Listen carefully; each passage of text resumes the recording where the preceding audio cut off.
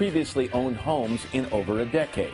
But there is a silver lining. Barbara Corcoran is today's real estate contributor. Barbara, good morning. Good morning, Matt. Silver lining is December was pretty good. The year was bad, but it ended on a high note. No one expected December to be so good. What happened in December, where we sold 12% more homes than any other time in the year, and that never happens in the month of December. Let's talk about these tips you've got. You've got 5 great suggestions for people who are looking to sell their homes right now. The first one you say is time it right. Right now is not the time to have your home on the market. Oh, no. Nothing happens in the real estate market until after Super Bowl Sunday, so you might as well sit back and relax. There are no buyers out there. But it is a great time, if you haven't been able to sell your home, to take it off the market and then put it back on in February. And in most websites, they'll be tricked into listing as a brand new listing. All right. Price your home wisely. Let's go over this, okay? Everybody wants to try. It's the biggest investment, an asset they'll ever have. They want to get the most for it. You say get there around 10-15% below the competitive homes.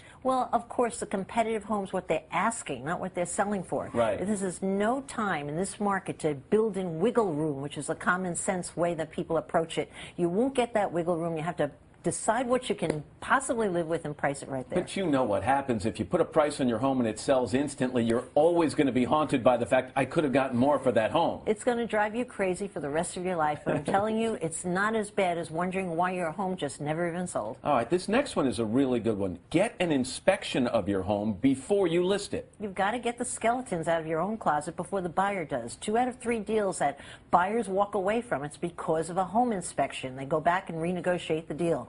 So if you get the home inspection done up front, you know it's wrong, you have a chance to fix it, and it's not going to get in the way of the sale. All right, you want the sellers or potential sellers out there to offer financial incentives up front. Yeah, and people don't do it. What they do is they wait for the negotiation to say, oh, by the way, I'll throw in the closing cost to sweeten the deal. But you're far better off advertising that up front as no closing cost. Put all the incentives right on the front side. Finally, you say to wage war online. Why is the internet such a valuable tool? Because everyone goes online to find the home, and if your home doesn't look good online, they're just not even going to bother come to see it. So having phenomenal pictures online, if you could possibly afford hiring a local photographer who specializes. What does that generally cost, by the way? Usually $300 to $400. They turn these houses out very, very quickly. And the beauty to that is you have the curb appeal to compete with every other home out there.